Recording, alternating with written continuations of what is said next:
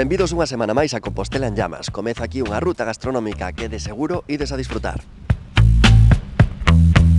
Na Rúa da Calderería naceu en 1997 unha cafetería que supuso a chegada de produtos innovadores á cidade e sorprendeu pola súa proposta estética. Hoxe marca o ritmo a 5 establecementos máis que veñen a completar unha das cadeas hostaleiras máis consolidadas de Compostela. Estamos a falar do Jacobus.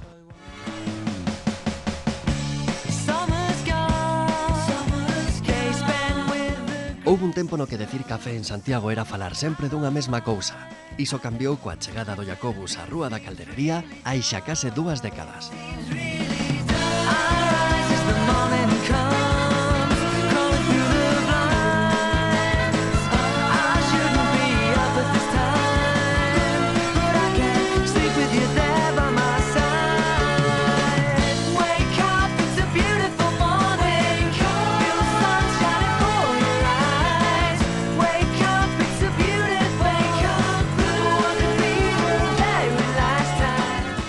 En 1997 marcou un antes e un despois no mundo da hostelería compostelana grazas á aparición do Jacobus. Neso tivo moito que ver o meu amigo Manolo Castro. Só temos aquí para coñecer un pouco esta historia que marcou un punto de inflexión, polo menos no tocante a cafeterías. Ti nesto puxeches unha idea revolucionaria sobre a mesa.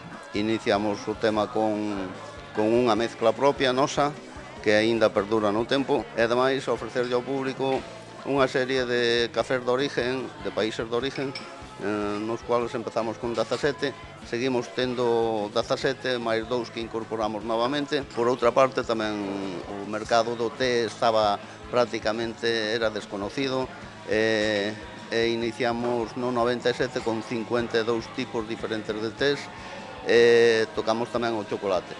No Jacobus o chocolate traeno directamente de Holanda, pero realmente fascinante, por riba incluso de variedades e procedencias, é o grao de coñecemento co que manipulan estes produtos. Parece que realmente o mundo do café é máis profundo, máis complexo do que un pode pensar a simple vista. Cales son así as claves máis importantes dentro do proceso que ti lle explicas, por exemplo, a xente que veu por aquí a formarse a túa beira no mundo da elaboración dos cafés? No café, incluso, a colocación da taza debaixo do porta do café é importantísimo. O máis importante é ter un café de calidad, o máis importante é acertar ca mezcla, pero despois hai unha serie de condicionantes que é sumamente importante o que o profesional ten que levar a cabo. Os días de húmedos, cos días secos, hai que cambiar a molenda do molenillo e influye o calentar a leite. Non fajamos espuma de leite, temos que facer crema ca leite. Entonces, despois, o botar a leite na taza é sumamente importante. Despois tamén o comensal, tamén influye moito a hora tamén el de botar o azúcar, pero bueno, eso xa é un tema que o cliente ten que estar formado ou non estar formado e lle pode saber dunha maneira ou de outra. No Jacobus da Calderería non só teñen tés e cafés, este local é un clásico para os almorzos, polo que tamén contan con churros, zumes ou tartas caseiras. Oh yeah. Pero onde o Jacobus despuntou sobre o resto dos establecementos de similares características a finais dos anos 90 foi no agarimo estético co que se plantexou a reforma do propio local. Nesta cafetería foron precursores elevando a consideración do interiorismo a nivel de expresión artística. Non se pode estar no Jacobus e obviar o tema da decoración. Aquí houbo unha participación artística moi importante a hora de decidir como iba a ser o aspecto deste sitio. Nacho Costa Beiro, un gran pintor galego, diseñou desde os bancos hasta as mesas, diseñou o pirolí que une a planta de arriba ca planta de abaixo, pintou todos os azulejos un por un, todos son diferentes, diseñou os muebles, o suelo tamén, o suelo do local, vedes de que ten diferentes baldosas. Chamoume moito a atención o tema dos cristais rotos arriba. Esos son 3 cristales, un vai no medio, pasoulle o diamante, e despois con un martillo, pegáballe un golpe, os cristales se instalaban. Pero claro, ten que ser dunha forma ordenada, artística, para que despois os cristales queden ben. Realmente este local me encanta por todos esos detalles que hai. Eu pedi chocolate quente, estava maravilhoso, assim como esse lugar, e eu espero voltar aqui mais vezes. Aqui vai ser o melhor chocolate de Compostela. Cada mañán a almorzar porque é un sitio moi agradable e porque, bueno, fan un café moi rico e, bueno, un local bastante clásico en Compostela. Un dos grandes reclamos do Jacobus son estos helados italianos. Contan con 12 sabores e aseguro vos que a súa intensidade e textura son espectaculares.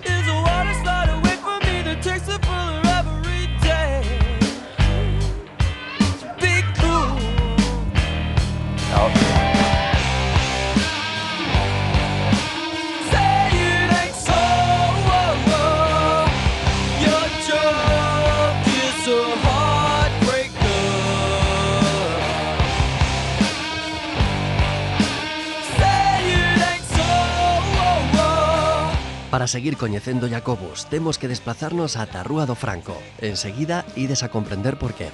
Outra das grandes aportacións do Jacobus foi a incorporación do yogur xelado Smui. Eles foron os primeiros en traelo a Galicia e teñen a exclusiva en Compostela.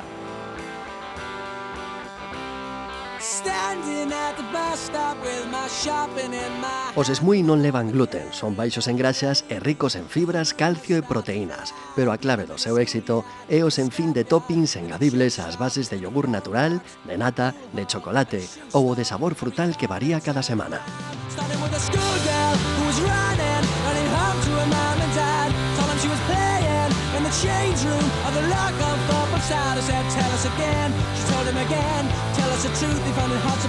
Bueno, aquí temos unha parella de rapaces alemanes que xa estiveron aquí hoxe. Probaron o Smui por primeira vez e están de volta. You came here before and you decided to try the ice cream again. Why? Because it was very delicious and, well, we'll have it as dinner. And it's a little bit hot outside, so it's really nice to have one. Last time we took frozen yogurt with toppings and I'm going for the same thing again. Yeah. The best one is the yogurt natural, I think. But there are so many different, so we cannot take everything, so it's great. It's hard to choose what to take. Like you're in front and, help. Eu pedín o de chocolate negro, ¿no? Que é crocante. Pero está moi bo tamén o xelado que ten muesli. Os estudiantes, os institutos, colexios de aquí aos redores, turistas, estudiantes de Erasmus, xente maior, temos clientes con 90 e pico anos, aquí hai un pouquiño de todo. Eu consumo helado todo o ano e a miña filla tamén, porque xa vende meu tío que era médico, que sempre decía que era o máis digestivo que existía para as comidas. Agora mesmo me dispoño precisamente a coller un helado que aquí son naturais e son maravillosos estos helados artesanos. Gracias. Como puidechedes ver, o Jacobus, moito máis que unha simple cafetería, é un universo de aromas e sabores guiado polo afán de renovación e a búsqueda da excelencia que se vides por aquí, descubriredes nos pequenos detalles.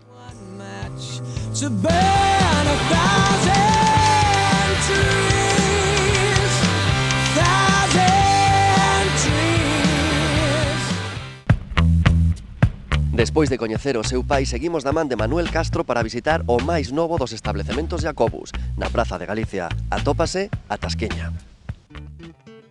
A Praza de Galicia acaba de sufrir unha transformación profunda, xa que o recén inaugurado parque infantil insuflou vida nunha contorna ata o de agora pouco transitada.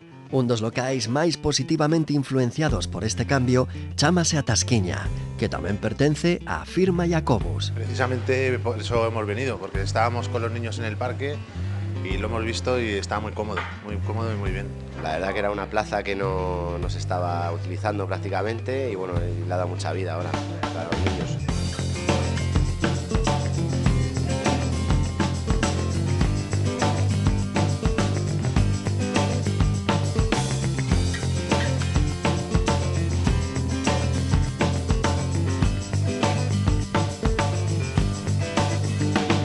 Como en toda a cadea Jacobus, o trato co cliente neste establecemento é algo primordial. Me gusta venir aquí, aparte la gente es amable, simpática y entonces pues me siento bien. La verdad que las tapas están muy bien, es un ambiente muy agradable, me pilla muy cerquita de casa. Mira, para empezar, todo o que teñen dentro está moi bo, unha cousa non quita a outra, pero as rapazas, carácter delas é cojonudo. Estás como se estuveras na propia casa. Every moral has a story,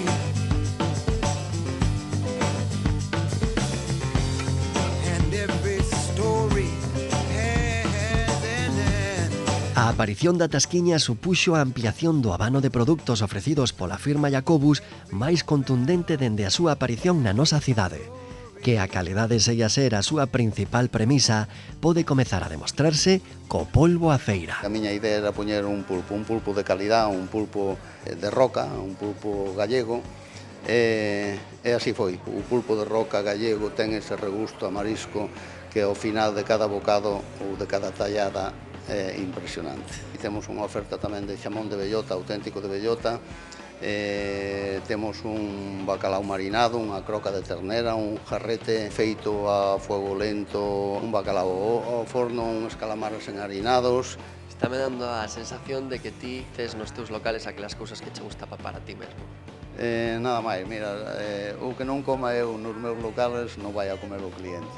É que me gusta disfrutar da comida porque, desde logo, igual que o café, a comida ten que ser primordial. Aínda que moitos non o saben, a Tasquiña conta cunha segunda planta cun comedor amplo, no que os comensais poden degustar os pratos da cociña nun ambiente máis propio de restaurante. La atmósfera moi agradable y la comida fenomenal. Pedimos una ensalada de ventresca con tomate, de anchoa, con queso de tetilla, exquisito, y además una combinación muy diferente, la mezcla del queso con la anchoa y tal, muy rico. Hoxe tomamos carne, bueno, a carne a croca que nos puso está moi rica, está moi rica. Manolo faino todo ben, Manolo faino todo ben. Every battle has its glory.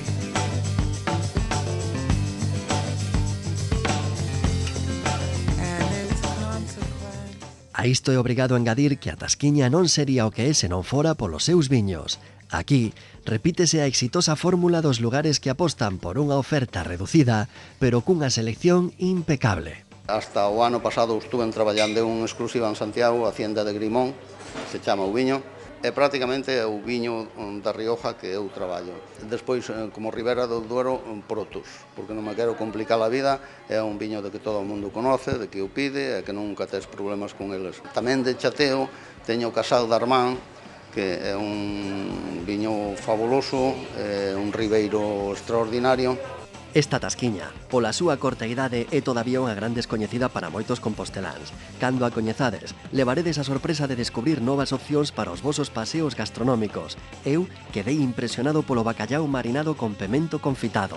Se o probades, aseguro vos que non tardaredes en querer repetir.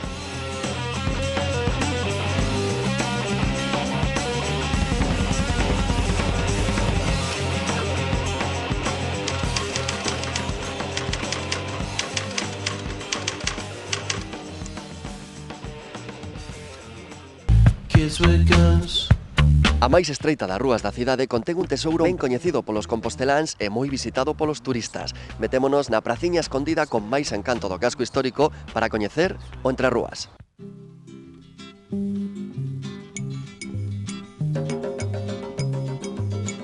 A medio camiño entre a Rúa Nova e a Rúa do Vilar atópase o Entrerrúas. Esta taberna, situada na famosísima ruela homónima, leva aberta dende 1979.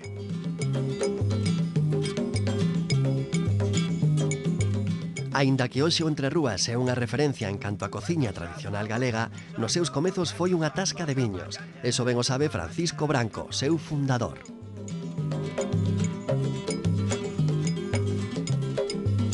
Pois comenzou como taberna, vendendo viños de tazas de viño, de barril e todo eso. Levando aquí medio ano, arreglamos abaixo para comedor, e foi ampliando un pouco, e hasta ahora foi así todo sempre aumentando, non? Nos últimos anos seguiron a producirse importantes cambios neste lugar, xa que Paco está xubilado. E agora é seu fillo Fernando quen leva as rendas deste restaurante. Como está desplantexando esta nova etapa na que ti colles as riendas dun local xa histórico na nosa cidade? Queremos seguir a tradición familiar que inauguraron meus pais con moito esforzo, con moito traballo. Entonces queremos seguir na mesma liña, que se disfruta facendo o que se fai e vendo que a xente que sale feliz de aquí. Agora Rocío, túa muller, vai a ser un pouco o relevo nos fogóns. Ela tamén tomou nota, aprendeu moito da túa nai. Aprendeu, sí. Aprendeu porque tamén súa nai é unha experta cociñeira e ela xa o mamou tamén desde pequeniña o da cociña, non? Como vives ti este relevo xeracional nos fogóns do Entre Rúas? É un pouco con moita responsabilidade, pero bueno, intentando, pues, levamos uns anos aquí, intentando facelo o mellor posible, claro, mantendo a mesma liña, por suposto, que é o que a xente admitiu hasta agora, non? Axudo na cociña. É unha cociña máis estarreciga e bienvenida. E gustache isto de traballar en familia? Sí. Se non me gustara non estaría aquí, levo aquí moitos anos. O faro que guía o bo facer da tradición hostaleira desta casa chámase Bienvenida. Aínda que ela é moi humilde, o seu traballo axudou a fidelizar a unha clientela enorme ao longo das últimas 3 décadas. A túa forma de cociñar é un pouco a identidade deste lugar. Que vai a pasar cando ti xa non traballes aquí? Bueno, hai moita xente detrás. Eu tampouco non son ningún fenómeno, vamos. Comida caseira, e debe de estar ben porque ven xente que repite, que ven mandada por outros que xa comeron aquí. Creo que todo marcha ben. Penso que isto vai seguir igual. Teño a esperanza, a mí gustaríame que seguiran así outros 30 anos.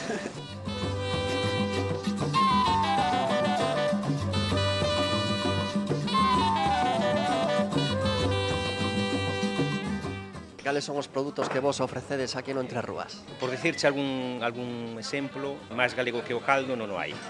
Entón, de 1 de xaneiro a 31 de decembro hai caldo todos os días. Hoxe, como vixides, é o Día dos Callos, tamén son moi famosos no Entre Rúas, o lacón con grelos, a lingua estofada, as albóndigas caseiras, polvo, mesellóns, empanada, todo o que son a Galicia, aquí o vas a encontrar. Dixeronme que eu non podía marchar de aquí sen preguntarte por ese flan caseiro que ti faz, me dixeron que eso non é amor, eso é paixón absoluta o que pos na preparación dos postres. É paixón, si, encántame facelos e encántame despois que a xente che diga que están moi bons. Eso para min é unha satisfacción, ainda que me cale un pouco a boca, por dentro estou cheo de alegría.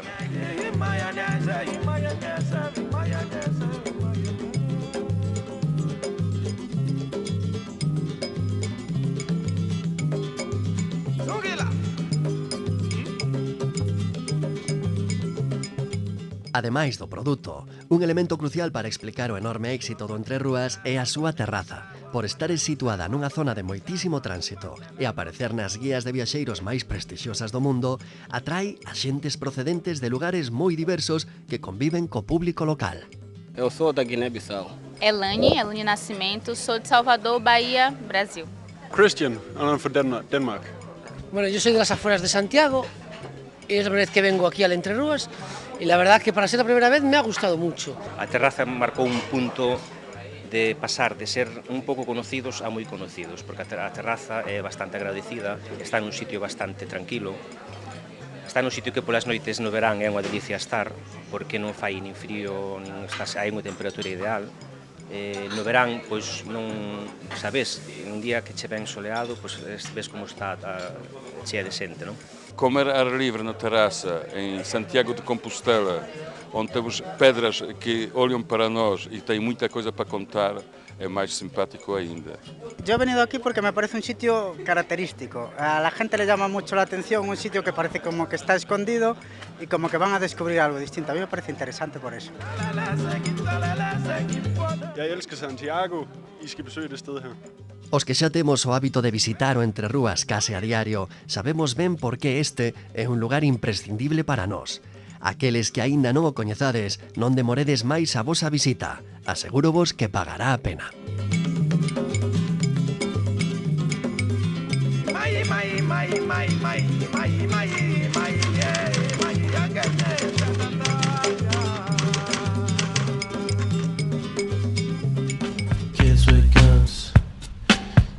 Aínda que dende a rúa o Filandón podería parecer unha charcutería, a realidade é que é unha taberna cunha tenda de degustación. No programa declarámonos seguidores deste pequeno recuncho, non quisemos deixar de contarvos algunhas curiosidades sobre a súa historia. No número 6 da rúa Cibechería atópase unha das viñotecas máis coñecidas do casco histórico de Compostela. Chegou o momento de visitar o Filandón.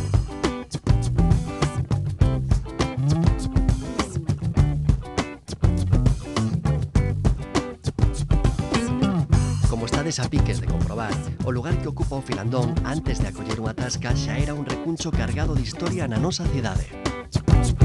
Moitos anos atrás, esta parte do Filandón que dá a Rúa da Troia foi unha parte protagonista no que era unha carboeira. Estos pequenos ventanucos que podemos ver no bar era o lugar onde os carros paraban para descargar o carbón, no mesmo habitáculo que hoxe utilizamos para disfrutar de tapas, viños, cañas e as mellores tostas da cidade. Disto pasou xa moito tempo, pero o recordo da última etapa desta casa, previa á viñoteca, aínda mora nas memorias de moitos picheleiros. Que crees ti que era o Filandón antes de ser o Filandón? Pois eu penso que era, non sei, ao mellor polos estantes, igual era un súper.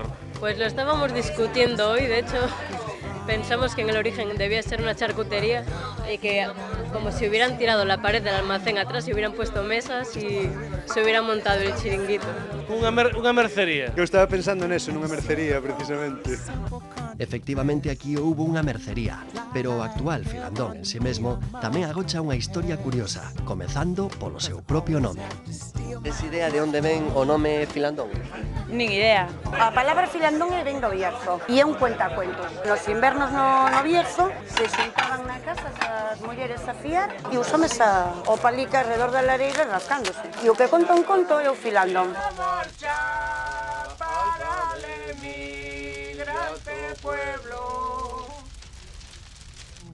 Esta taberna tamén é un lugar de palique, contos e anécdotas arredor dunha lareira. De feito, moitas delas fican recollidas nos papéis e panos que os visitantes colgan das paredes.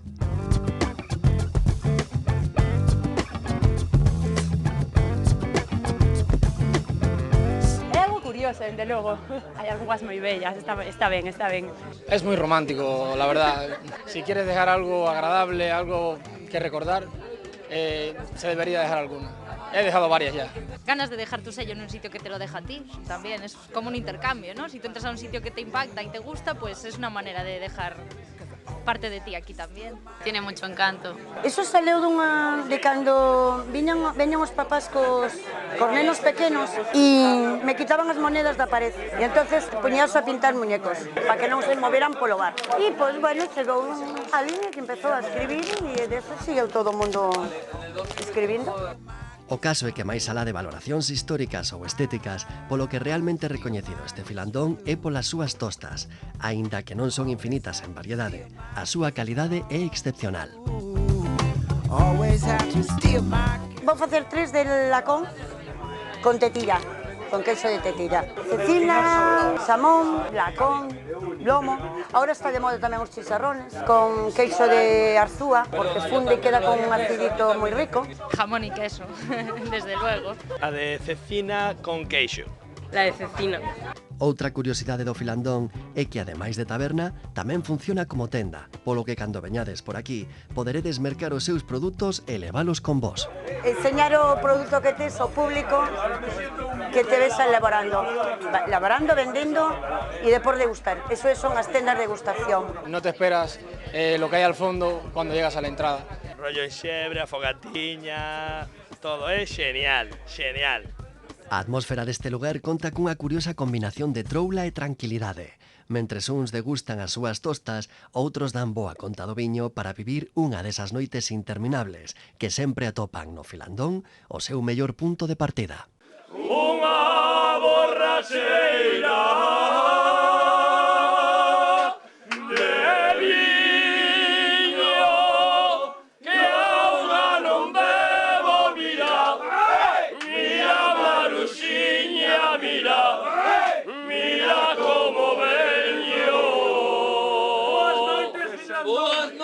Santiago! Boas noites ao Filandeiros! O mellor bar da zona bella! Aí está. De parte da tuna de peluquería. Esta muller que me está mirando. Esta é a nosa forma de despedirmonos ata a próxima semana. Recordade que se mentres tanto queredes consultar os nosos contidos, podedes facelo a través de Facebook.